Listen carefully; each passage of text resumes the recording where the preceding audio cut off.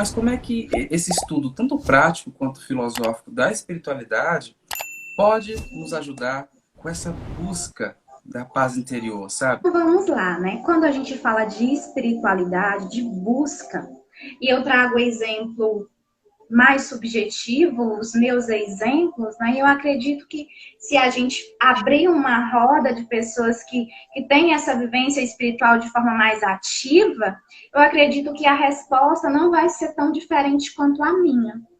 Uhum. Quando a gente fala de espiritualidade, do meu mentor espiritual, desse Deus que se dissipa em várias centelhas e em vários arquétipos, e você fecha o olho e diz assim: eis-me aqui, espiritualidade, me ajuda a encontrar. A primeira sensação que a gente tem, eu venho falando de quântica, de ondas, desde o início do nosso bate-papo hoje à noite, a gente sente uma onda, uma frequência de amor, sabe?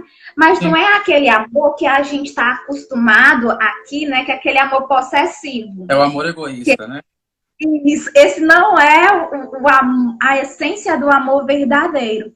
E muitas vezes os nossos conflitos entre relacionamentos, eles se tornam mais densos justamente porque a gente acha que o amor está relacionado com a posse. E às vezes as pessoas que estão aí podem até comentar, vão dizer, não, Patrícia, não é isso não. Mas a gente precisa entender que o amor, a essência do amor, está relacionada com a liberdade. Sim. Vamos imaginar um passarinho, que eu tô toda de verde aqui, puxando energia da mãe terra, né? E rodeada de plantas, né? A gente imagina um passarinho cantando lindo, lindo no céu, né? Voando, sentando nas árvores, e a gente admira muito aquele passarinho. E a gente começa a falar assim: ah, eu queria que esse passarinho cantasse todas as manhãs para mim, né? Gaiola. E aí, o que é que a gente faz? Vou prender o passarinho. E aí a gente prende o passarinho e o passarinho pela manhã não canta. E a gente oferece carinho, amor, água, alimento de qualidade. Vamos lá nos locais de ração, buscar uma frutinha. E o passarinho começa às vezes a cantar, mas não com toda aquela alegria. E a gente acha que ao prender o passarinho, a gente está querendo cuidar e amar. E assim também é com os nossos relacionamentos. Relacionamento com o outro e relacionamento também com a espiritualidade. E às vezes o que vai na frente quando eu penso nessa posse, nessa barreira que nos culpabiliza, que às vezes nos leva ao julgamento de uma religiosidade ou de um caminho espiritual do outro, é a barreira do ego. Doeu. A barreira limitante, a barreira de que eu sou aqui, ó, teresinense, piauiense, eu cresci numa cultura, né, assim, assado, mamãe me ensinou que era assim, e quando eu vou crescendo, que eu olho para o mundo, e o mundo começa a reagir de uma forma diferente daquilo que me ensinou, eu coloco o meu ego, a minha verdade, e eu passo a julgar.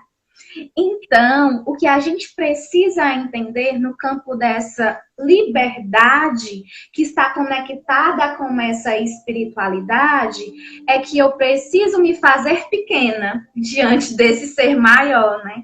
E Exato. aí é que quando eu me faço pequena é que a gente começa a entender e a sentir a tal dessa paz interior, a tal desse ouro, dessa pedra preciosa que todos nós procuramos e que muitas vezes a gente não sabe onde encontrar.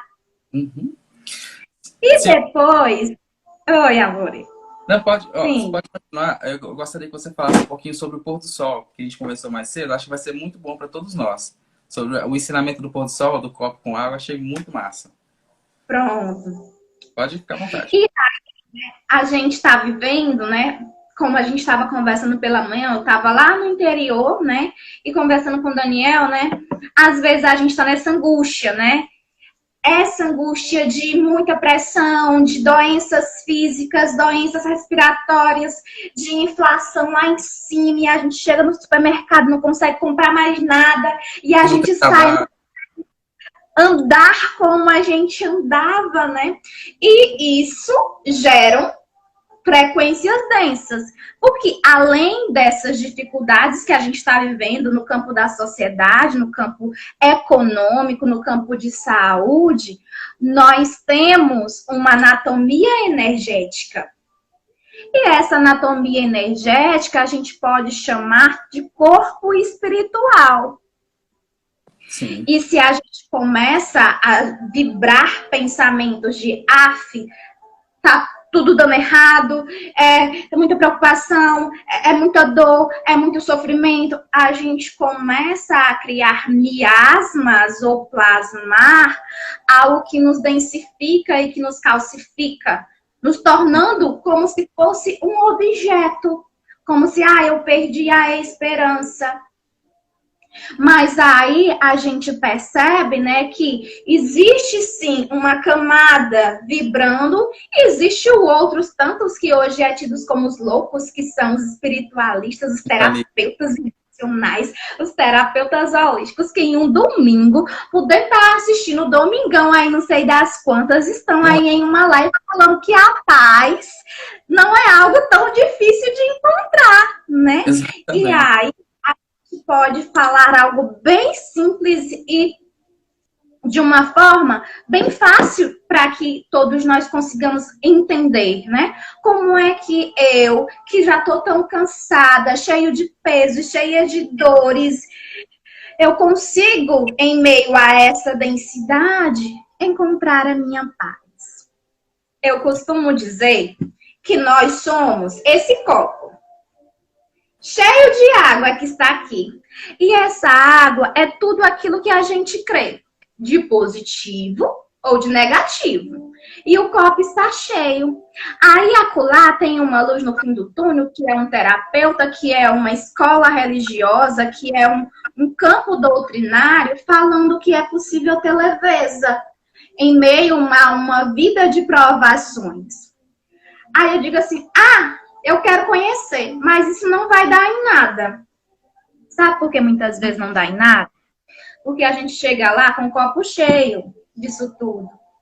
E como é que a gente vai absorver essas vibrações salutares, essas vibrações de amor, essas vibrações de espiritualidade? Como é que o teu ser de luz, que tu pode chamar de qualquer coisa, de anjo da guarda, de mentor, de guia, de santo, de anjo, vai poder falar aos teus ouvidos se o teu copo tá cheio. E aí dentro dessa densidade tá o ego bem aqui na frente segurando esse copo. O recadinho da Patrícia é o seguinte: para que a gente consiga encontrar essa paz através da espiritualidade, eu lhe faço um convite. Derrame um pouquinho da água dos seus conceitos e se esvazie para se encher do novo. Aí, às vezes, a gente enche desse novo e a gente começa a perceber algo não tão ligado à espiritualidade, mais focado na materialidade, e o nosso ego, que o nosso ego é aquela criança birrenta, ainda começa a ir falando, aquela casa espiritual, aquela religiosidade, não presta. Uhum. Pera, que não presta não é o princípio. O que precisa ser lapidado é o canal. E quem é o canal? Somos nós. Muito bom. Que somos esse emaranhado de emoções e que somos um emaranhado de condições físicas e que somos um emaranhado de pensamentos. Sim. Mas sim, meu amor. Pode continuar. A partir do momento que eu me permito esvaziar o meu copo só um tiquinho, a gente começa a perceber que a espiritualidade o tempo todo estava com você. O tempo todo, até nos momentos mais difíceis que tu passou na vida. Mas como eu conversei com você logo mais cedo, Daniel, que nós, enquanto ainda muito crianças imaturas, porque temos uma criança interior que precisa ser curada, independente da idade, é mais fácil a gente se conectar com um padrão vibratório mais denso, porque estamos na matéria, do que se conectar com esse padrão que está lá em cima, elevado. Sim. Aí, quando a gente se desprende da metade dessa água e a gente é embebido dessa espiritualidade, a gente fala assim, nossa, passou 30 anos para eu encontrar a minha paz e a espiritualidade falou comigo. Aí o teu mentor está dizendo, que bom, filha, que tu esvaziou o teu copo ainda com o tempo certo, porque eu estava o tempo todo falando aos teus ouvidos. Muito É bom. basicamente isso, É meu querido.